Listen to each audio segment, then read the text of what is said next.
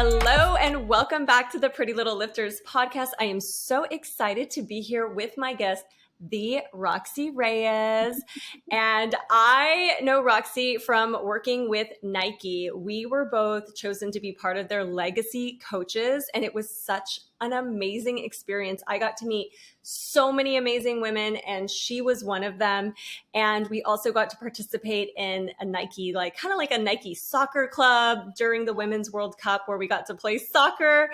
And I hadn't played soccer in forever, so it was fun to do it with other women who had either never played or were just kind of getting back into it for fun.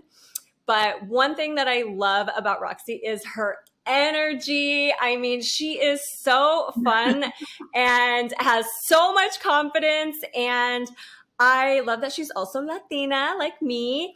And she's just always speaking her truth. And I love that about her. She's a model. She's a fitness trainer. She does styling. She is just an all-around awesome human. And I'm so happy to have her to the podcast. So welcome, Roxy. Thank you. Thanks for having me. I hate smiling. You're making me smile so much. Thanks for having me. What an intro. I'm so excited and it's funny too, because I have been wanting to connect with you. I'm like, should it be a live? What should it be? What should we do? And then once I started the podcast, I was like, you were literally on my guest of like, I need to have her on the podcast. I can't wait to talk to her. I've actually been I've been asked to do a few podcasts, and it just like never really worked out. And I was just like, I'm a very opinionated person. I was wondering why nobody had asked me to be in a podcast again. So when you reached out, I was like, perfect. My favorite subject. Yes. No. And this is going to be fun. And then I don't know. I kind of feel like you could have your own podcast too. I just planting the seed. That might be already on the works. Maybe. Yes. Yes. Keep us posted. For our listeners who have not had the pleasure of meeting Roxy yet, could you give us a little intro about who you are professionally and personally, and then we'll dive into some deeper questions. So my name is Roxy Reyes. I'm first generation Latina in the U.S. I am a full-time model and actor. I love to do so many things. So I actually do styling on the side on the days that like modeling and acting are slow. I am studying to be the best trainer that I can be. I'm still deciding if that's something that I want to actually pursue. So far, I'm only in it to really educate. So I study every single day. I am still studying my certification as a trainer. I train every single day. I weightlift every single day. I'm in comedy. Comedy is like my thing. I'm a comedian as well. I love marketing and branding. So I do a little bit of that on the side. I don't know if I should say this, but I'm working on a fitness line that I have been working on for 3 years. I haven't told anyone yet. So this is the first time I tell someone. Exclusive. But I feel like if I put it out there, and now there's like no choice but to do it. You gotta do it. I'm putting it out there. And personally, I am the youngest of 7 children, Central American, Salvadoran, Guatemalan.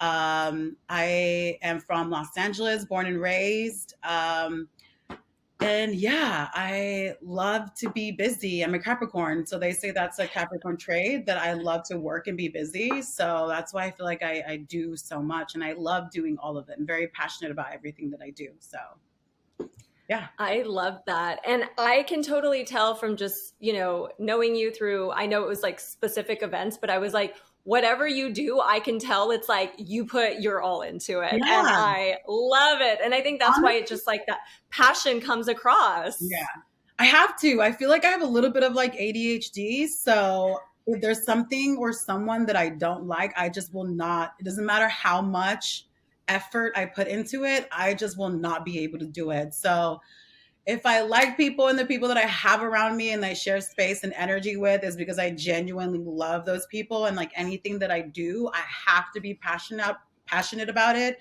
to do it and pursue it and be successful at it. So thank God that has helped me in the long run. So I'm on the right list, I 100%. Well, especially like for someone, you are a model. I would love to guess. hear how you got into that, especially, as a Latina. I feel like Yeah. growing up myself, like I remember wanting to be a model, and then I realized I'm 5'5", like, Mhm. like chill, Yeah. slow your roll. And this was like, I'm a millennial. This was the time of like Victoria's Secret models, Right. and thinking like I'm not thin enough, I'm not white enough, like whatever it Mhm. is, whatever like didn't fit the mold. So I would love to hear your story, how, you kind of decided like, nope, this is for me. I'm paving a path. Like, what Yeah. was your story of how you got into this? Um, so the thing with me, I guess it comes from, that's one of the benefits of being first generation Latina, is that we are so used to struggle and things being hard. So I feel like those things for me naturally were never like a roadblock. Like I'm like, okay, if one door closes, I'm gonna figure out a different way to get my foot in. I till this day, I always say, I just want to get my foot in the door, and then I will just wow everyone from there. So that's mainly my focus, and that's how I approach everything that I've done so far.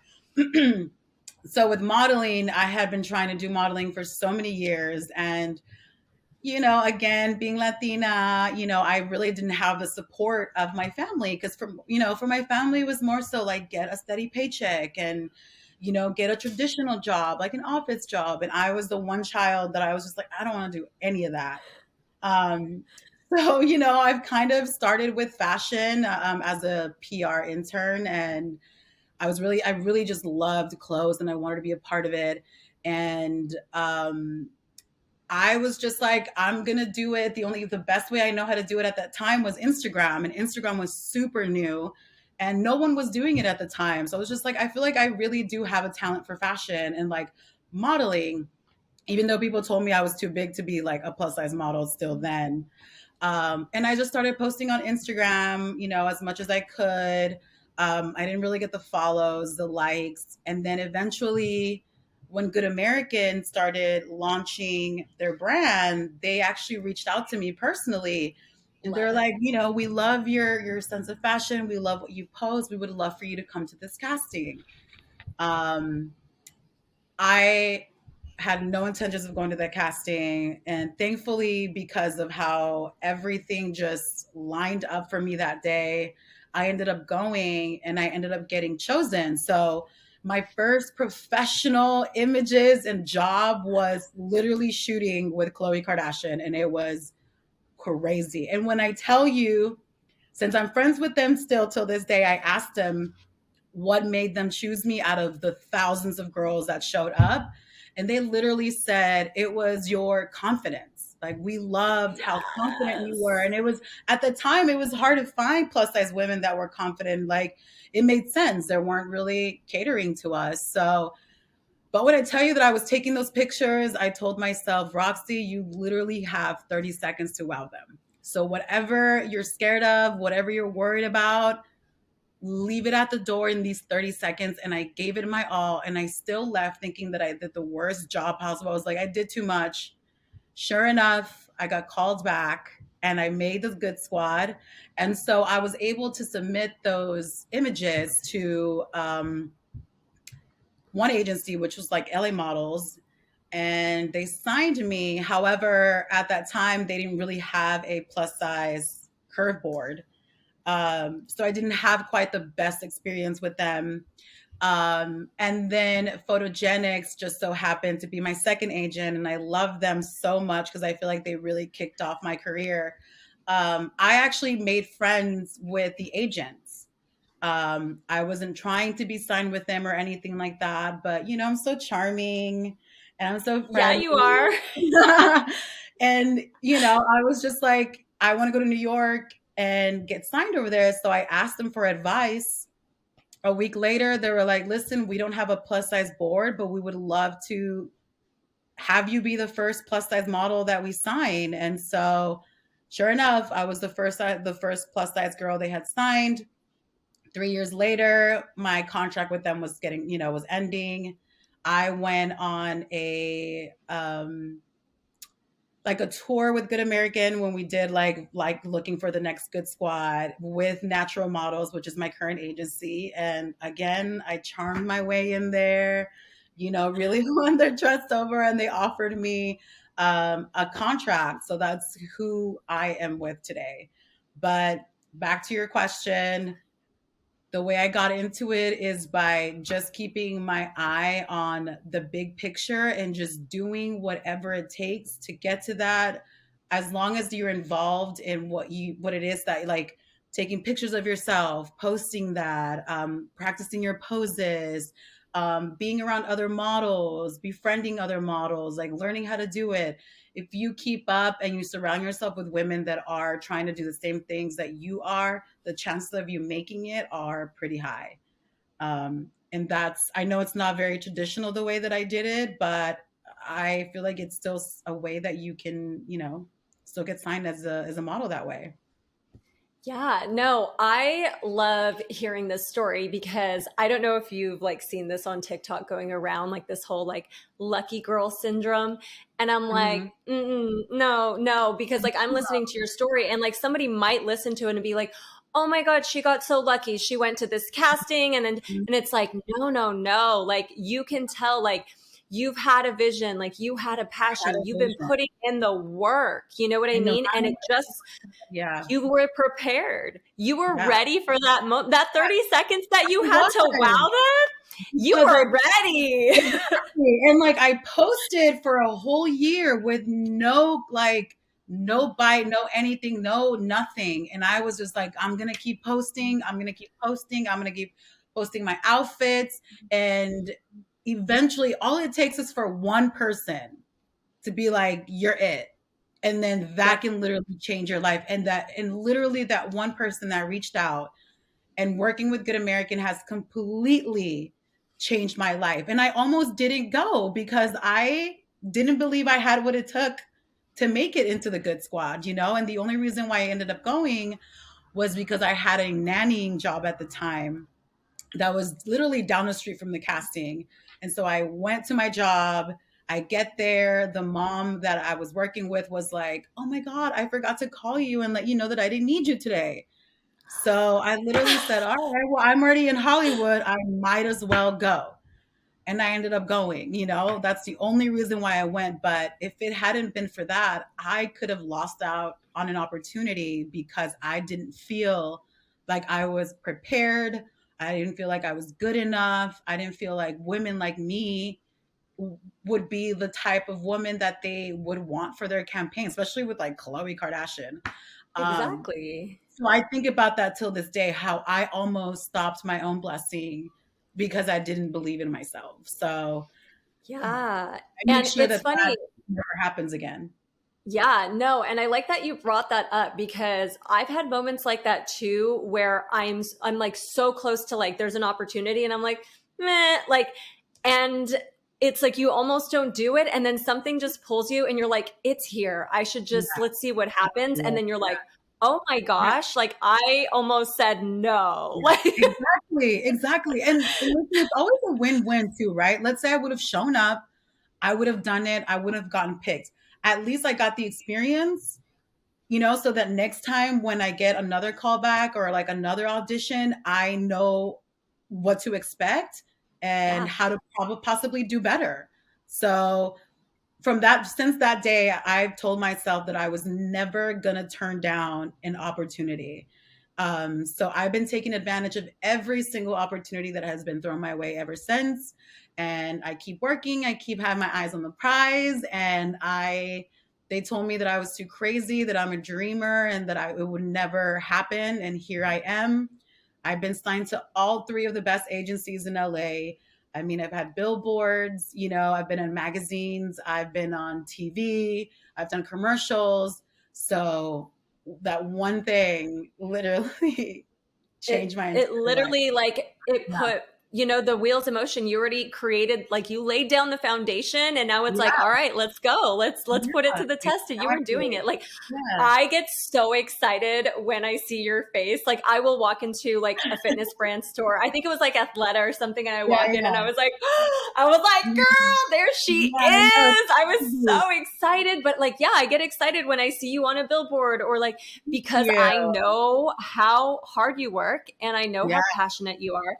thank And you. I know how much you are trying to, without you realizing it, like, your representation, like you being there, is like, little girls. I work with teens. I work with teens Absolutely. every day. And it's like showing them, like, this could be you. Like, there's Yeah. no barriers anymore. You know what I mean?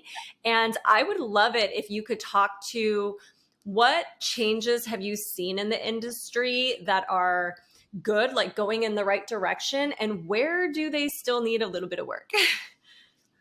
Okay. So I just want to say off the bat that I am so just in love with women, with plus size women, with future women, with I just love us, and I feel like we need and deserve so much support. So aside from loving everything that I do, at the end of the day, I also do it with love, and I do it for my niece who's 25. I do it for my baby niece who's 3 years old. So I definitely do it for them as well. As far as changes, and I'm not going to be easy about it because I have very high expectations. Um, Mm-hmm. I mean, there have been some changes. I feel like we should be far more advanced than where we are. We are getting included in more fashion, I guess. um, there is, like, I'm with an agency who literally just not just, but most of the girls that they represent are plus size. So that's great. That was never a thing before. There are more inclusivity companies that are inclusive, but like not really. They're using a few plus size model in high fashion. I wish it would be way more. Um, so I'm not really happy where we are. I'm not at all happy with where we are. I feel like like I said before, we need to be far more ahead than where we are. I feel like we lack in representation in a lot of the clothing industry, the fashion industry. I mean, I feel like 68% of women in the US are over a size 12, and only 8% of like retail stores represent those women. And as a Wow. model, that also affects us because I only have 8% of, the retail brands to work with, because the rest aren't going to hire a curvy girl if they don't offer, clothing for women my size. So another thing is, like, the brands that do like to work with me or that I've worked before, who have hired me not as a model but as a brand or content creator, as a person. um, I find myself having to bring a lot of my personal items on set because the pieces that they want to use on us never fit. And so Mm. see that the straight size girls have like 10 racks full of clothes, as opposed to me, I have one rack. And half of those things that are on the rack don't even fit. So I have a whole room in my apartment dedicated to clothes, just in case I ever have to go to a shoot.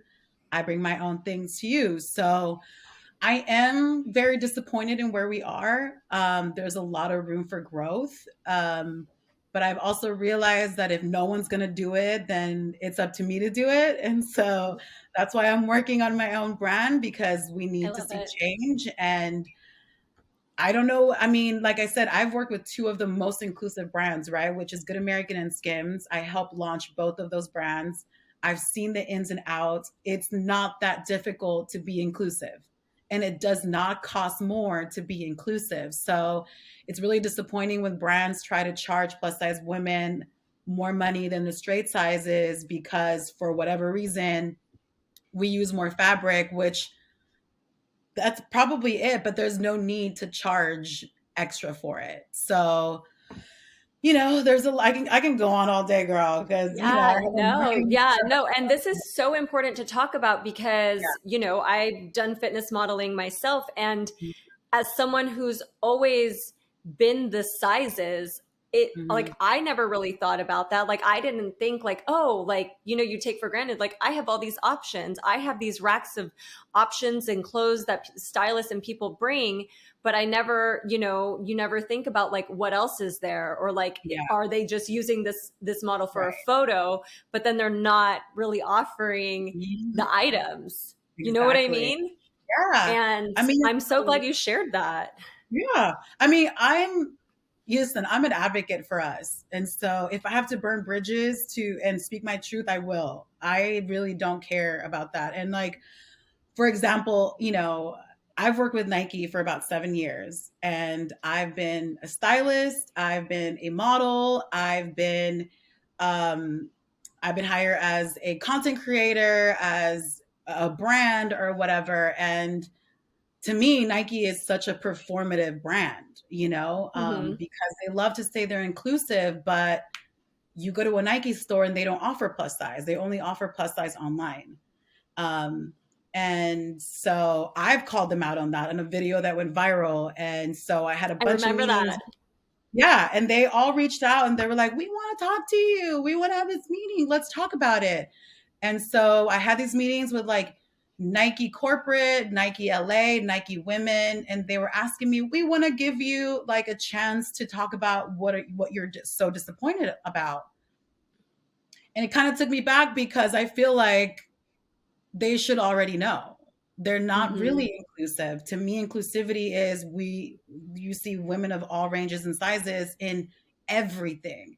And that's not the Hmm. case. They can choose what we're a part of and what we're not. And so Yeah. I've been to every single store at Nike, every single Nike store in LA, and a lot of them still do not offer plus size. So, as a Yeah. company that has monopolized the fitness and activewear side of everything, it's really hard to believe that they don't have the funds or the resources to become like a truly inclusive brand, you know? Yeah. And I think it's important that you're saying this because and I think it's okay to name the brands because they're not the only ones doing it. Like there are so many, they're just the biggest. And that's why sometimes it's frustrating Yep. because when you see brands that could be the leaders in something and literally set the bar, Yeah. pave the way, we want them to. We Yeah. hold them up to a higher Yeah. standard, especially Absolutely. like you've worked with them. So I think it is important to start calling, brands out when we do see that, and like maybe calling out, calling in, whatever it is, like you guys had this conversation. But I know, like, do you remember, I think I remember we were both posting about this when the internet went wild because Nike was trying to be inclusive and they had a mannequin that was in a larger body and people Oh, were like yeah. losing it, like losing Yeah. it. And it's like, calm your Yeah. jets, bro. Like, it's Yeah. fine. But it's like, I think it was a and then, writer. Like she wrote a whole article about yes, Nike was like, kind of marketing obesity or making obesity look glamorous or whatever. yeah. And it's like when you see things like that, you're just like, what? Like, no, like everybody deserves fitness wear. Like, Yeah. what do you mean? Like, Absolutely. everyone, Right? like, if Like, somebody's there. and it's so funny because the writer who wrote that article is also a bigger girl. Like, so it just I can tell it's an internal thing for her. She's probably having a hard time accepting herself, which is why she has a hard time accepting, the mannequin. But yeah, that was super wild. It made no sense because plus size women are judged because we're too fat because we eat too much and we don't work out. But then they also get mad that they're providing us with the tools that we need to lose the weight. So it makes no sense to me.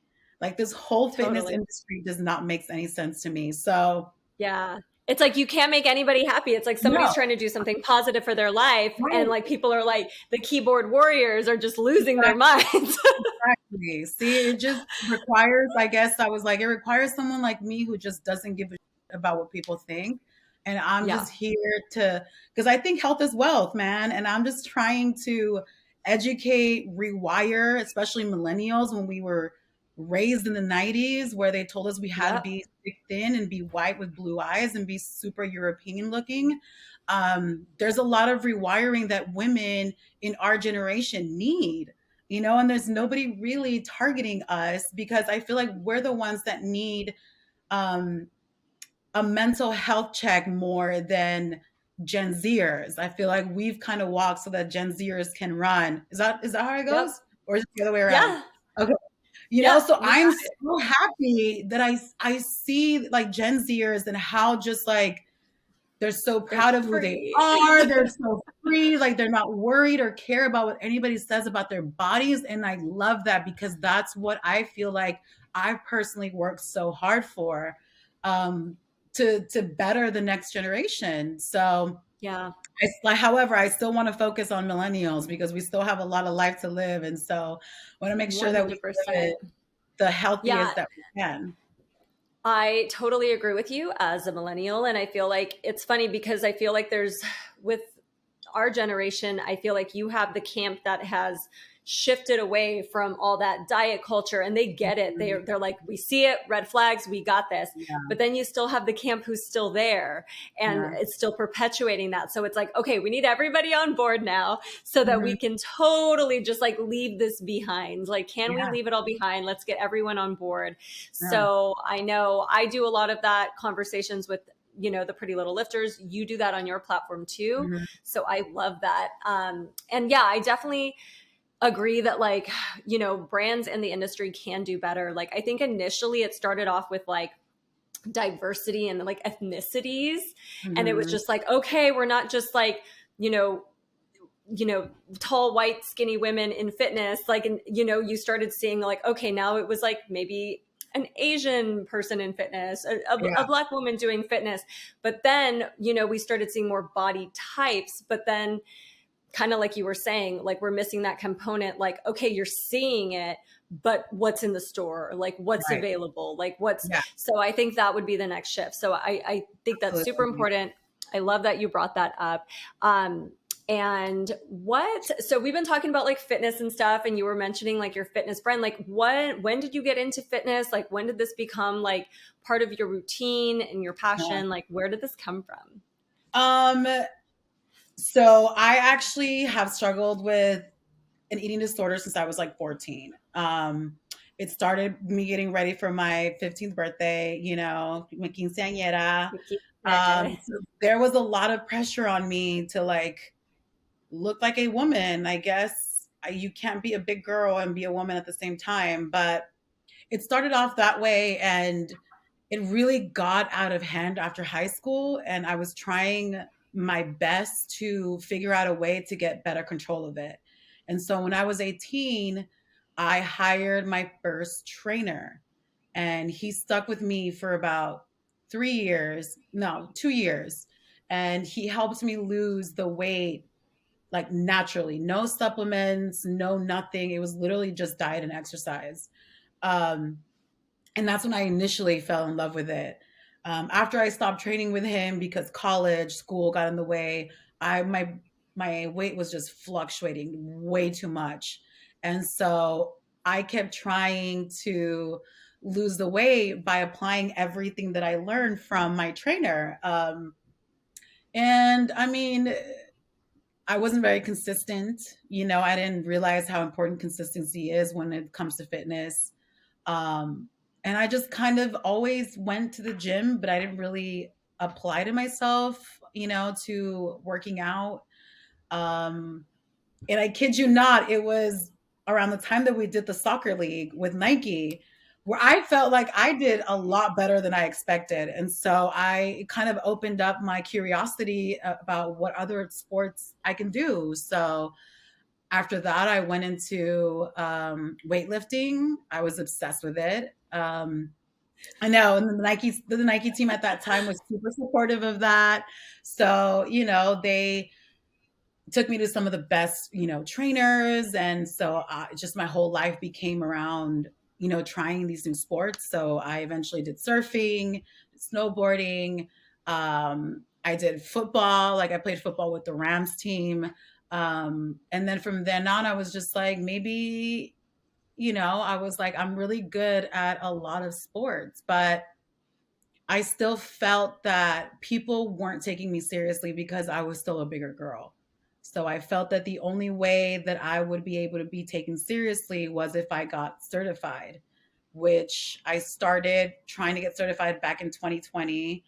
And I have been studying ever since. And as of maybe 2 years ago, I started really just being consistent, really focusing on what I was putting on my body, trying to rewire my brain to not focus on like depriving my body of things, but adding great things to my body that my body needs, like minerals, fruits, vegetables. So I stopped worrying about losing weight and just focused on the journey and how much I loved it and how I really wanted to just like challenge myself and challenge my body and see how far I could push it. And I think for me as well, somebody who has anxiety is the best way to work on anxiety. And it was the healthiest way that I could figure out at the time how to like, manage my anxiety. And it's probably the one place that I have control of the outcome because whatever I Yes. put in is exactly what I will get out. So, and I feel like that eases my anxiety because it's just I already know what the outcome I'm gonna get after the gym, because it depends on what I put into it. So it's Yeah, just been no, I talk to my students about that all the time. It's like that's why I love fitness too, because it's like literally what you put into it, like what you get out what of it. you It's get. like if Yeah. you're inconsistent, you're only going once a week or like twice a week, but you have all these lofty goals, it's like good luck. Like that's gonna That's be what you're really gonna hard. get. Yeah. You're inconsistent, if you're inconsistent, your results are gonna be inconsistent. If you are not strict, like your results aren't going to be strict. So it's just when you want to control, and there's so many things that we can't control in this life, the gym and what you put into it and working out, that is something that you totally have control over. And like you don't need anybody else. It's just you and the gym and whatever sports you're doing, and the outcome, it all depends on you. So I just love being able to have control of something in this like crazy world. So, I that's feel why you. I'm I in the feel gym you. every single I day. totally feel you. And as I'm listening to you talk, like it just reminded me of like one of the things that like drew me to you was I was like, wow, she's so confident. Yeah. And I think as someone who, grew up, I'm an introvert. I always Yeah. found myself like really shy growing up. I Mhm. noticed like people that I always looked up to were like confident women. Like I would be like, whoa, they're so confident. Like, how do they do it? How did they just say whatever they want to say? And, I'm a recovering people pleaser. So, like, Mhm. that usually comes with like trying to be the good girl, trying to Yeah. not ruffle any feathers. And I've definitely come into my own like in my 30s. And now I'm like more confident in who I am. But like, what tips do you have for our listeners and people building confidence or trying to get to that place that you are just in, and I love it. Yeah, thanks. It's really honestly, it's like faking it till you make it. Like I think that's the biggest and best advice that I can give. At the end of the day though, I feel like we worry too much about what others think about us, and we put Yeah. our value on people that we don't even know or care about. So Hmm. also keeping that in mind that I have to value someone to value their thoughts on me. And so me realizing that it kind of took a lot of weight off my shoulders. Like if a stranger in the street calls me fat, like, okay, well, I don't even care about who you are. So why would your opinion matter? Um, Hmm. but definitely faking it till you make it, as I used an example earlier about when I went to that first casting and I talk to myself so much. As a model, I still get nervous when I go on set, but right before I go on, I have a little chat with myself and I'm literally like, Roxy, you have you literally have this one opportunity. Like you got this. So I really do a lot of positive self-talk. Yeah. Roxy, you're great. You are loving. You're amazing. You're deserving of great things. You have what it takes to do this. Um, and I feel like that has all worked for me. So I would say fake it till you make it, positive self talk, and don't put your value on other people, period. Yeah. No, and you know what? That makes so much sense because when I think about like growing up and like, being insecure, it stemmed from because I was so concerned about what people thought So of me. concerned. Like Yeah. it was everything. Like I just felt like my whole existence was like, oh, am I going to upset my teacher? Like, Oh is my that boy God. looking at me? Like, you know what I mean? And it was just like growing up as a teenager. And I see, teenagers today, and you can still see it like when somebody is like that. Mhm. And it's like when I see it, I'm like, no, because I've been there. And it's just Yeah. like, and sometimes you don't even realize you're doing it, and Yeah. your brain just starts like, it's like that whole social anxiety thing. And it's like, I didn't even know I had anxiety until I was in my mid 30s. And then I was like, oh, okay, Yeah. yes, that makes Same. so much sense. I literally just discovered 3 years ago that I had anxiety. So it makes sense. But I mean, also, I feel like I learned pretty early on to not really care about what people thought because I mean, I had everything going against me. I am for a Latina, I'm 5'8". I am tall as shit, you know. I am a big girl. I am a brown girl. I am first generation. I am a woman. I had so many things that growing up were like weapons formed against me. And that included like my family, my siblings, my mom. I don't blame them. It's, how they were raised, it's our culture. But I really had to learn how to tune the negativity out and really focus on what I wanted to do. So I feel like early on, maybe having all of that, dealing with all that negativity kind of, I don't know, gave me like a shield to stop caring about what other people thought about me.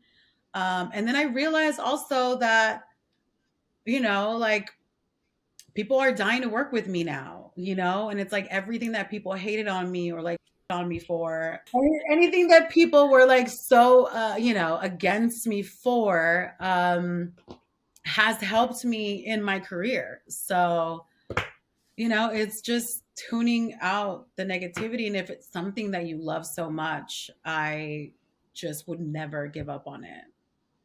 And No, that's I love that. Yeah, no. And I think it is really important for people to hear that and just like tuning things out, yeah. not putting so much value in people's Yeah, opinion. And yeah. like, I always see things online where it's like, you don't pay my bills. And I'm like, yeah, they No, don't pay it's my so bills. true.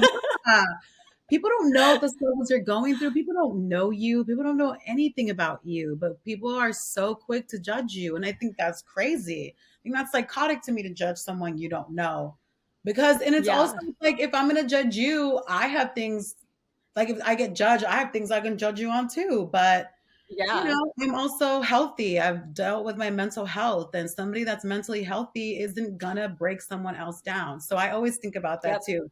Somebody who tries to break me down, I'm just like, you're clearly dealing with some extremely negative internal things for you to feel so confident to try to break me down. So I yeah. focus on that. If anything, I feel bad about people that try to come at me, but Yeah, shut them no, down. and I totally agree. Yeah. My students, like, it was really cute. One of my younger students was like, "My dad told me that hurt people," and I'm like, Yeah. "Yes, they do." I True. That's true. And it's was like, not an "It's so excuse. true." It's not an Yep. excuse, but it's Mm-mm. it's something it's something to be aware of. It's Yeah. definitely something to be aware Yeah. of. Yeah. So, for my last question, I love to ask my guests, what advice would you give to your teenage self and teens today?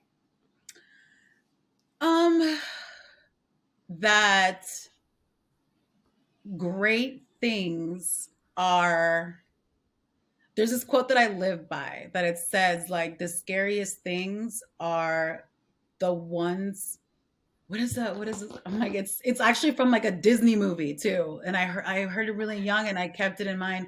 But the scariest things are the things worth doing.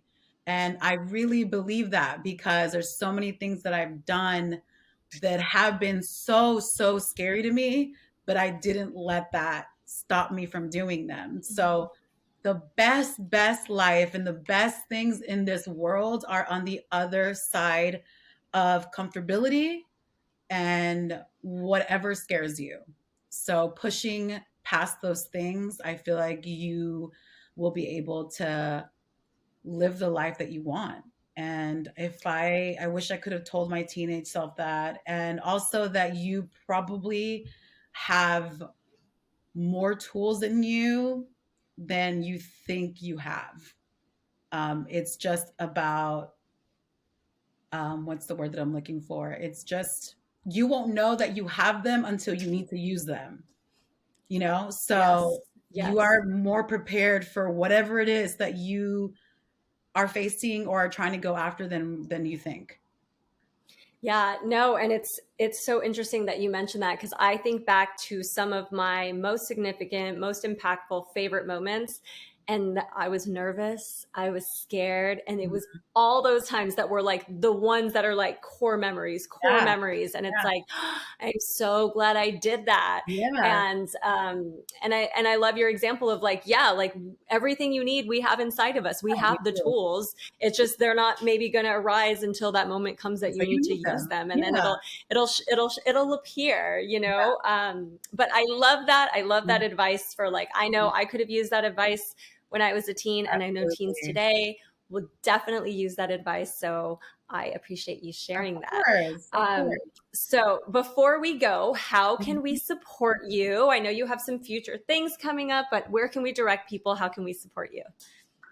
Um, I mean, definitely when my line drops, would love the support there. But I mean, it's not so much me. I feel like I would love for people to like speak up more about more inclusivity on their own, you know, just live your best life. That will help me. Live your best life, live unapologetically. Um and yeah, I feel like I not that I don't need more support, but I feel like I don't know. I don't know how to phrase it.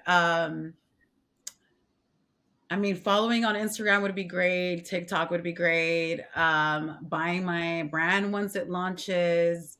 But I think just in general, just spreading awareness, you know, it doesn't that'll help me because the more aware the world is, the better place it is. Yeah, that's so just empower women, spread the word. That's the best way to help me I and love support me. that. And I do. I think that's so important to remember, like that's how we can support. Like, yeah, we think of, you know, and I think you're the first person to say that, but like, yeah, support can be like following somebody, buying their things, but Yeah, also like this is part of your mission, this is something that's important absolutely. to you. So Yeah, getting people to support that mission that will also affect and impact other women positively, exactly. it's like that's what we Exactly. need. You know, That's we need more women to like use yeah, their voice, speak up, yeah. and we are totally going to do that and Yeah, speak great. up Because I and mean, continue to use our voice. yeah, because I mean, I can only do so much, you know, as one person. But if like a whole group of people, you know, gets together, shares the same message, I feel like we can really bring some change. So that's the best way to No, support me. Yeah. I love it. Oh my gosh. Well, thank you so much Of course, for thank coming you. on the podcast. Of course. And thank you for being patient with my mic issues. Everyone, I had a little bit of a mic snafu in the beginning and we couldn't figure it out because I I didn't knew it know, but wasn't we me. got it. I It knew wasn't you. I was like, yeah, no, it was me. It Thanks was for having me, me. Chris. I 30 appreciate you. minutes later. Thanks for having me. And I appreciate you having this podcast and like wanting to spread positivity and awareness. And I can also tell that you are so passionate about what you do and you love about you what you do. And you're always just so happy and energetic as well. So thanks, girl. Because it's Thank tough you. out here. Appreciate you. I appreciate you. And thanks to everyone for listening to the Pretty Little Lifters podcast. And I am grateful for our guest. And we will definitely keep you posted when she drops her fitness line and get you all the details on that. And I will share her info in the show notes, and you can support her and everything that she was talking about in this episode, and a mission and empowering other women to be more inclusive and to get other brands to do that as well. And I will talk to you next episode. Bye.